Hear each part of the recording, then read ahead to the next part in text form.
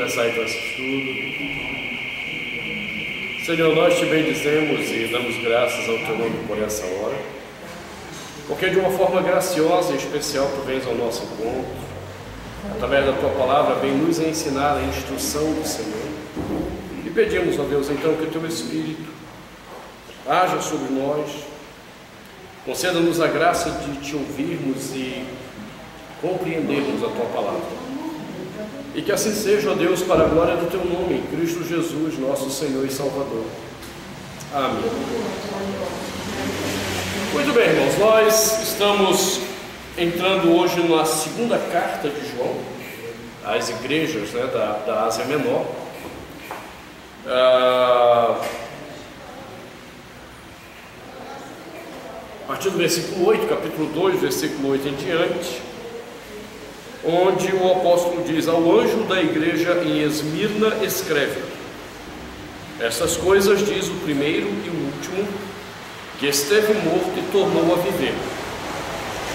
Conheço a tua tribulação, a tua pobreza, mas tu és rico, e a blasfêmia dos que a si mesmos se declaram judeus e não são, sendo antes sinagoga de Satanás.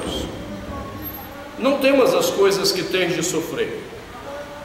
Eis que o diabo está para lançar em prisão alguns dentre vós, para ser dispostos à prova, e tereis tribulação de 10 dias. Sê fiel até a morte, e dar-te-ei a coroa da vida. Quem tem ouvidos, ouça o que o Espírito diz às igrejas. O vencedor de nenhum modo sofrerá dano da segunda morte. Essa carta é a carta que inaugura uma das poucas igrejas, das 7, somente 2 igrejas receberão elogio de Jesus Cristo por meio da profecia de João. E Esmirna é a primeira igreja que recebe o elogio. Nós não sabemos exatamente as situações em Esmirna, mas tudo indica pela leitura do texto que essa igreja passou por uma profunda perseguição judaica. Tanto é que ele usa a expressão que ele, Jesus, conhece a blasfêmia dos que a si mesmos se declaram judeus e não são. Essa ideia aqui se referia a um movimento diferente do que estava acontecendo na igreja de Éfeso. A igreja de Éfeso teve que lutar com o problema dos gnósticos, grupo dos nicolaítas, como nós mencionamos no estudo. Já a igreja de Esmirna tem um problema que é um problema chamado problema judaizante. O que era o movimento judaizante? Desde a profecia de Gênesis 3,15, lá no início da história da humanidade, quando o homem cai em pecado, Deus faz uma promessa. Ele enviaria um descendente por meio da mulher, que quebraria a maldição do pecado e traria o homem de volta a Deus para viver em paz com o seu Deus e com o mundo criado. Gênesis 3,15 passou a ser então o que nós chamamos teologicamente de proto-evangelho. É o primeiro anúncio do evangelho que nós temos lá na criação, logo em seguida a queda. E daí então surgiu o conceito messiânico, que Deus enviaria por meio de uma mulher o Messias, que seria o redentor dessa história.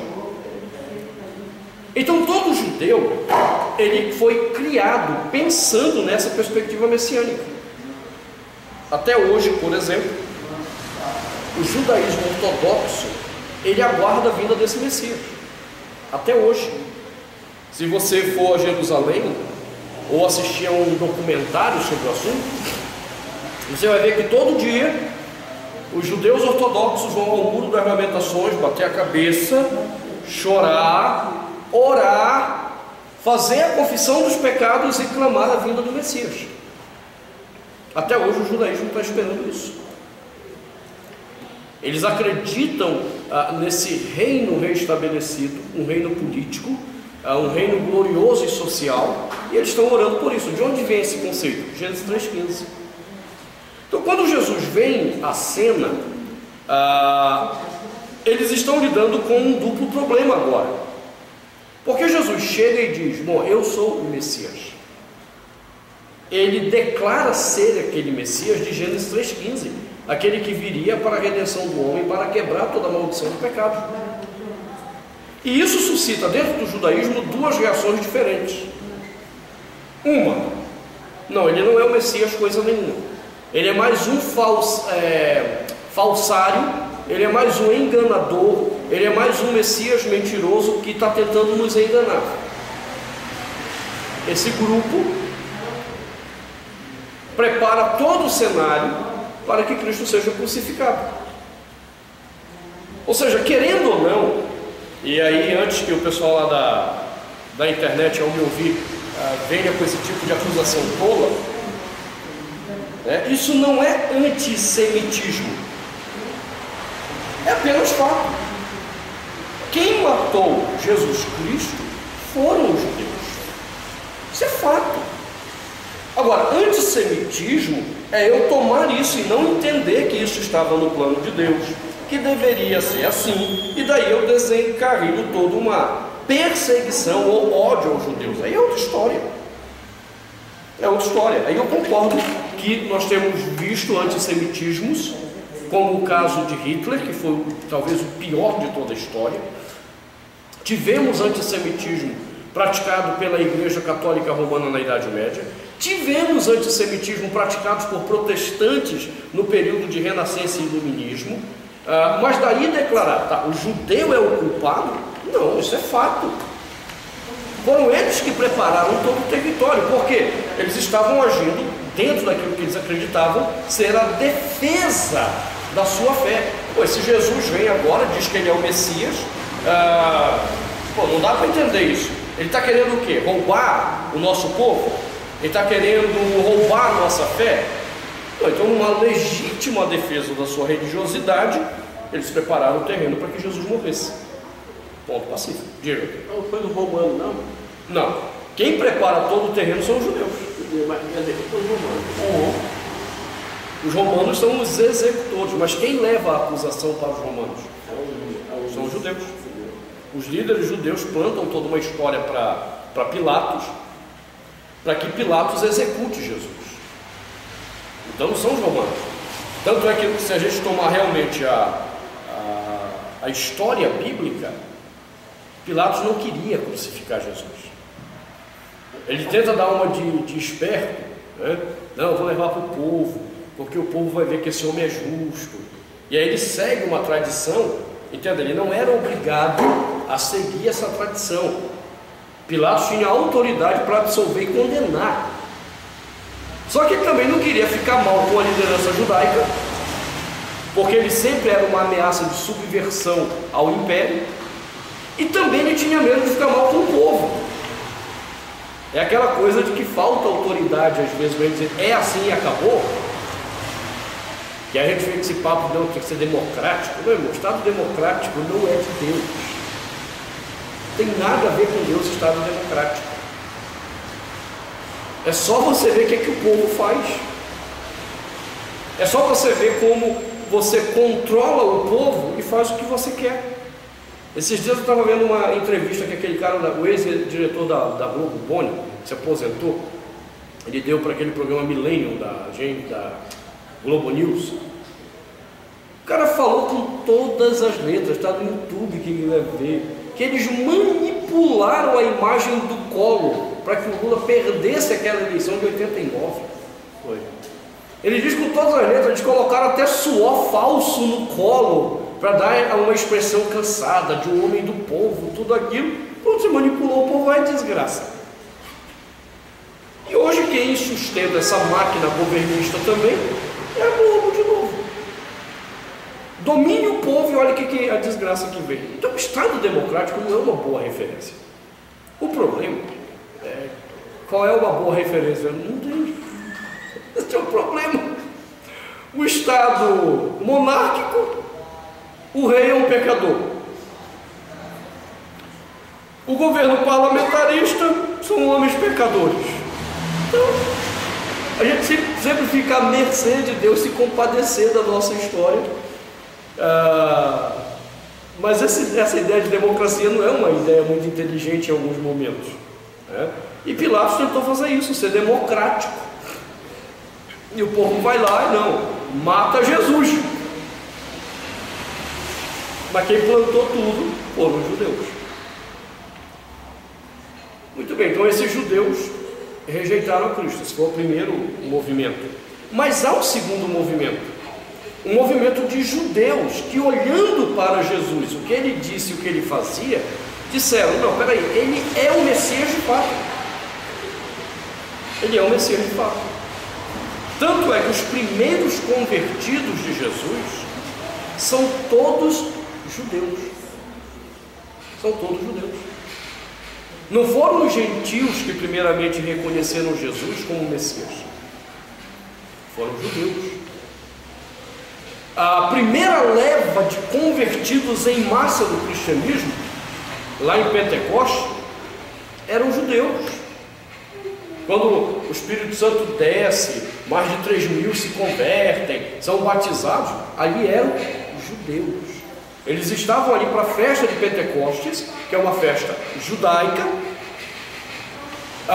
Vieram de vários lugares judeus, e o Espírito Santo veio sobre eles e se converteram. Então, a igreja passa a se locomover em dois movimentos: o movimento de judeus não convertidos, que é a maioria esmagadora, e judeus convertidos. Só que dentro desse grupo de judeus convertidos surgiu um outro problema.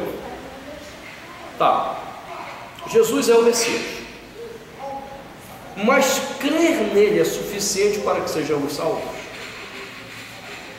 Um grupo de judeus messiânicos disseram: não.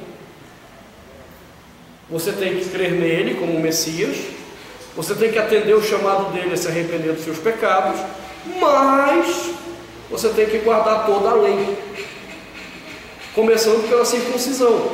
Tem que circuncidar, tem que guardar os sábados, tem que guardar as festas, tem que guardar não sei o quê, tem que guardar toda a prescrição da lei.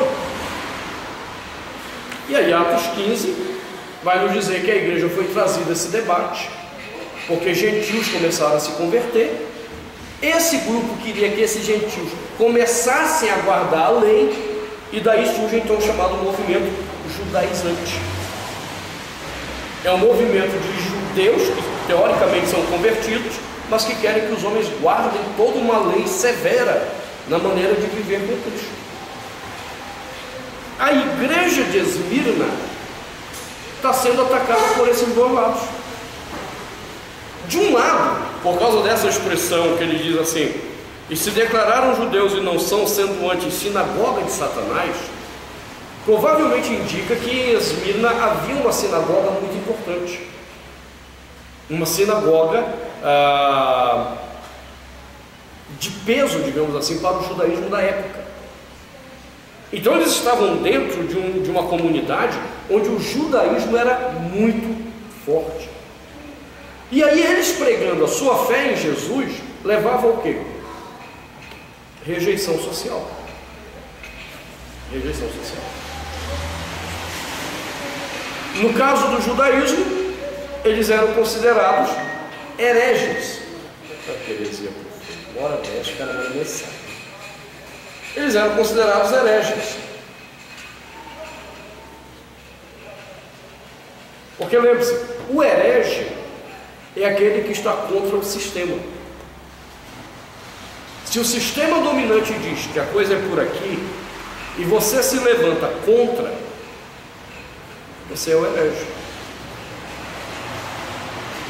Para o judaísmo da época, Jesus era um herege. Os cristãos eram hereges. Quando veio a reforma protestante, os reformadores eram os hereges, por isso tinham que morrer na fogueira. É por isso que hoje, quando o pessoal me chama de herege, eu sou um cara feliz. Porque o sistema dominante evangélico hoje é muito diferente do sistema da Escritura.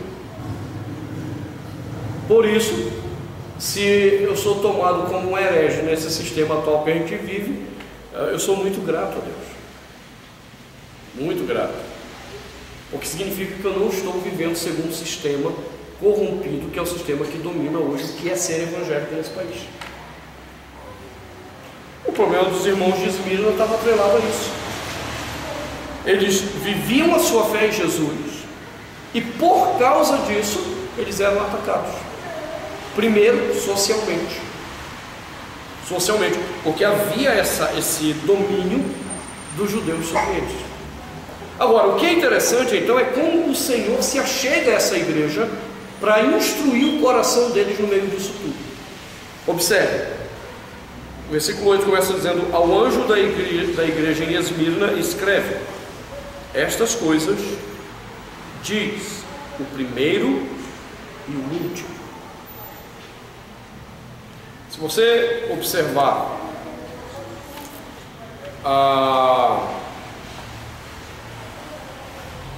introdução de João,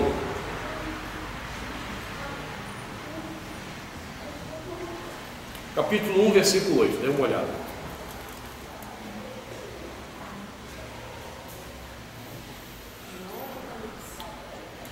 Apocalipse, João, porque eu viajei aqui. Apocalipse 1:8. Obrigado.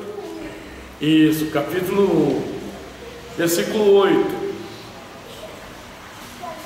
Diz: eu sou o Alfa e o Ômega, diz o Senhor Deus, aquele que é e que era e que há de vir, o Todo-Poderoso. Primeiro, o Alfa e o Ômega significa o quê? O início e o fim, o primeiro e o último. Quem que está falando aqui no versículo 8? Deus Pai. Deus Pai se apresenta como Alfa e Ômega, primeiro e último. O que é interessante agora no capítulo 2, versículo 8: essas coisas diz o primeiro e o último. Quem é o primeiro e o último? A gente poderia pensar, Deus Pai, mas olha a conclusão: que esteve morto e tornou a viver. O mesmo título que se aplica ao Pai se aplica a Jesus. O que é que isso significa? Sua divindade. Quando você começa a comparar a maneira como o Deus Pai se apresenta no Apocalipse, e você começa a examinar ao longo do livro como Jesus se apresenta, de duas uma: ou você passa a acreditar que Jesus é o próprio Pai, porque são os mesmos títulos, ou você tem que ir ao conceito trinitário. Não tem jeito. Não tem jeito. Vai dar na mesma. Hein? Vai dar na mesma, né? Teoricamente não, porque se eu vou a ideia de que Jesus é o Pai, eu posso cair no problema daquele grupo Voz da Verdade. O que foi? Você não conhece Voz da Verdade? Você já cantou algumas músicas dele, com certeza. As igrejas cantam. Aquele Soldado Ferido, aquele outro lá, como é que agora é um sucesso. E é bonita a música, é bíblica. Hein? Não sei, como é que... Isso. O pessoal canta pra caramba. É bíblica a música. Só que a doutrina deles diz que a doutrina trinitária é satânica. Eles dizem lá com todas as letras: a doutrina da Trindade é diabólica. Porque eles não reconhecem a ideia de que existe um Pai, um Filho e um Espírito Santo, sendo três pessoas que compõem uma única divindade. Então, se eu não entender bem isso, eu posso cair nesse conceito. Ou a outra explicação é: Jesus era Deus tanto quanto o Pai, tanto quanto o Espírito. E ao mesmo tempo eles formavam apenas um Deus. Só havia um Deus neles três. O que não dá é o que a testemunha de Jeová faz. Porque eles vão dizer: não, Jesus não é Deus. Mas e os usos desses títulos? Não, aqui era o Pai e não era Jesus. Eles vão tentar manipular o texto para não ver que o texto está falando do próprio Senhor Jesus. Agora, quem foi que esteve morto e tornou a viver? Jesus. E é ele que disse: eu sou o primeiro e o último, tanto quanto o Pai é o primeiro e o último. Não tem jeito. Então, quando Deus vai elogiar essa igreja e obviamente exortá-los a perseverar no caminho que eles estão, a primeira coisa que é interessante observar é que Cristo se revela a eles como Deus para atestar a eles que a maneira como eles estão vivendo e o sofrimento que eles estão suportando é agradável aos olhos de Deus. Eles estão tendo uma vida agradável aos olhos de Deus e por isso eles deveriam persistir nos sofrimentos. E o que não é fácil, porque observe que o que ele vai dizer é o seguinte: agora não é assim, olha, porque vocês estão sendo assim, perseverando, continue aí, porque Deus vai dar a vitória. Olha o que ele diz no versículo 10: não temas as coisas que tens de sofrer. Eu não vou parar teu sofrimento. Eis que o diabo está para lançar em prisão alguns dentre vós, para ser dispostos à prova, e tereis tribulação de 10 dias. Qual é a palavra de que eu vou acabar com o seu sofrimento? A única palavra é: eu me agrado da maneira como você tem vivido. Eu estou satisfeito com a maneira como você e a igreja está vivendo. E essa palavra vem do próprio Deus. Você entende? É diferente quando você está sofrendo e aí chega o seu pastor e diz para você: olha, que bom que a sua vida está sendo fiel a Jesus e tal. Você até pode acreditar nisso. Agora imagina se então Deus viesse a você em sonhos, ou fizesse uma revelação especial e dissesse: estou satisfeito com o seu sofrimento. Você não vai ver a vitória, mas eu estou satisfeito. Como é que você reagiria? Em paz. Porque aquilo que mais nós queremos é ter uma vida agradável a Deus, a despeito de situações, a despeito de circunstâncias. Nós queremos ter uma vida agradável a Deus. Então, quando ele se revela como primeiro e último, ele está dizendo a essa igreja: entenda, sou eu Deus que atesto a veracidade da vida de vocês. Ela é agradável a mim. Mas a gente poderia pensar assim: puxa, mas para Deus é fácil, né? Não é Ele que está passando pelo sofrimento? Como diz o ditado, pimenta nos olhos dos outros é refresco, né? Aí Deus deixa a pimenta vir para os nossos olhos e fica lá dizendo: ó, estou feliz com a sua vida. A outra frase ela é interessante, porque ele diz que esteve morto e tornou a viver. Eu sei qual é a tua dor. Eu sei qual é o teu desespero. Eu sei qual é a tua angústia. Por quê? Porque eu estou olhando do céu e vejo? Porque eu estive aí. Eu também fui perseguido. Eu também fui desprezado. Eu também fui esbofeteado, cuspido, dilacerado por chicotes. Eu sei o que é a dor que você está vivendo. Agora, eu estou vendo que você segue o mesmo caminho que é agradável ao Pai. Então, nessa frase, quando Jesus diz àquela igreja que esteve morto e tornou a viver, ele se torna solidário na dor da igreja. Ele se torna solidário na nossa experiência. E aí, obviamente, eu não tenho como não lembrar do que o escritor de Hebreus havia dito. Olhe lá o escritor de Hebreus, capítulo 4.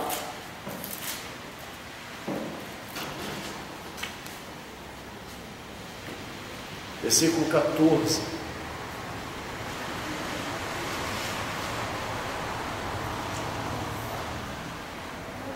Pois Jesus, Filho de Deus, o grande sumo sacerdote que penetrou os céus, nós devemos seguir a nossa confissão. Continue.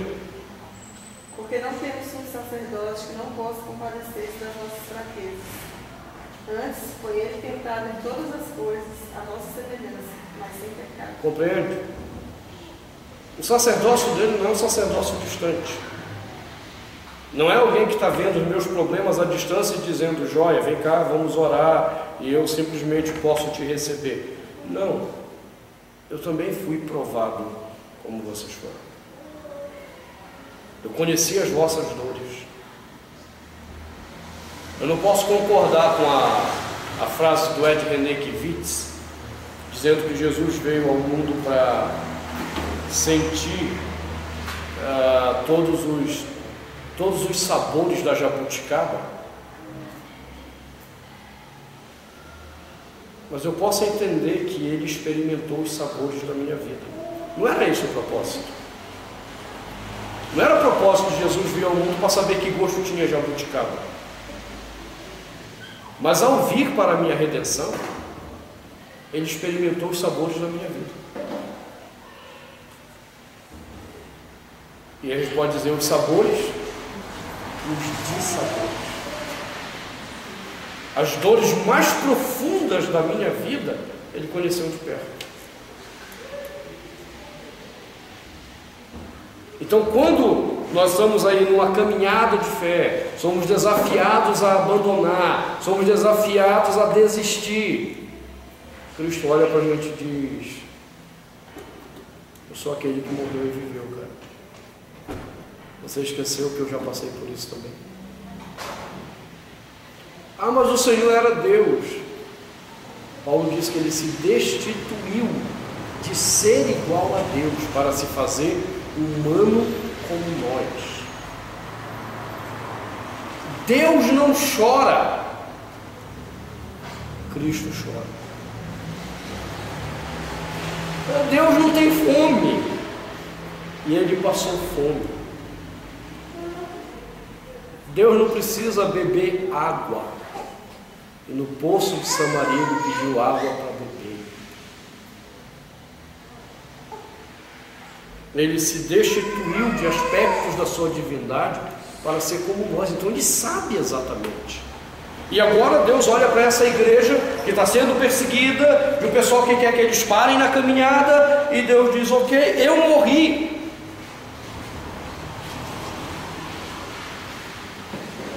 Só que eu estive morto e tornei a viver.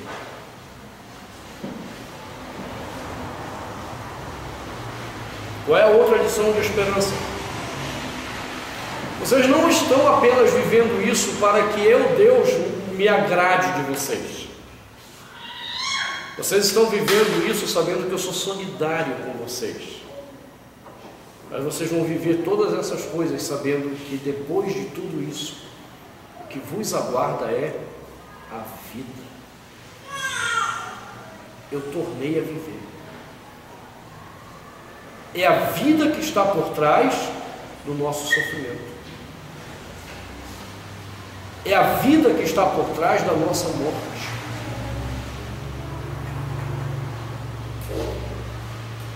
E para quem não trouxe a sua caminhada de dor, de lutas diante de Deus, quem não quis viver de forma agradável aos olhos de Deus, o que tem após a sua dor e a sua morte? Morte.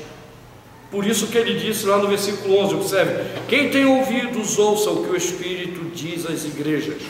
O vencedor de nenhum modo sofrerá o dano da segunda morte. O que ele está dizendo é: se você tiver que morrer aqui, eu tornei a viver. É garantia que você torna a viver, porque você está em mim. Agora, se você passou toda a sua dor sem mim, se você viveu toda a tua vida, toda a existência em cima de você, da tua expectativa de viver para você, quando chegar a tua morte, você ainda tem a segunda morte.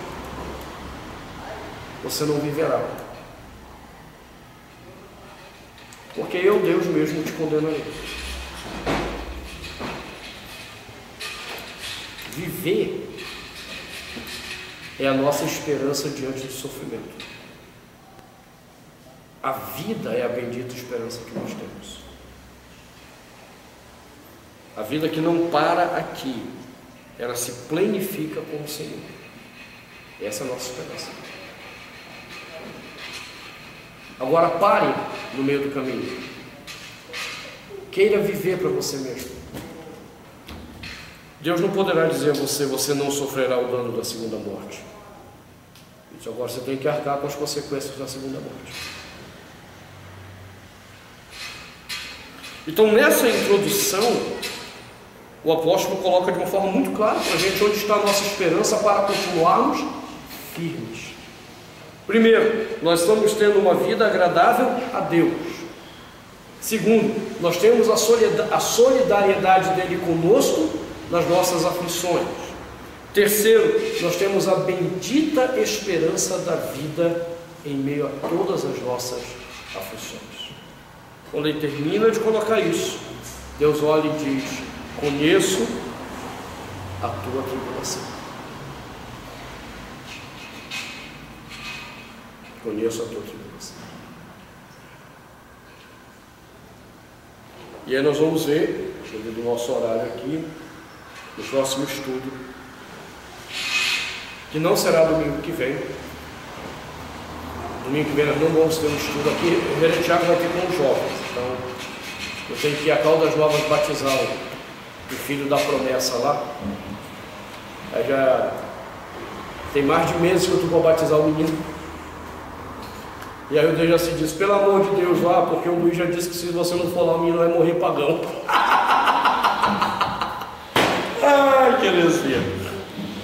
E aí eu vou estar com os irmãos lá em Caldas Novas no domingo, celebrando o culto lá e fazendo um trabalho na rádio com eles lá de Caldas Novas. Eu não vou estar em tempo aqui, com certeza, então não teremos o estudo domingo que vem, tá certo? Teremos no próximo, com a graça de Deus. E aí voltamos nessa questão da tribulação. Essa expressão, conheço a tua tribulação, ela é muito bonita, porque ela é uma expressão do Antigo Testamento, de como Deus observava a dor do seu povo no Antigo Testamento. Nós vamos examinar isso aqui. Ok? Bênção de Deus.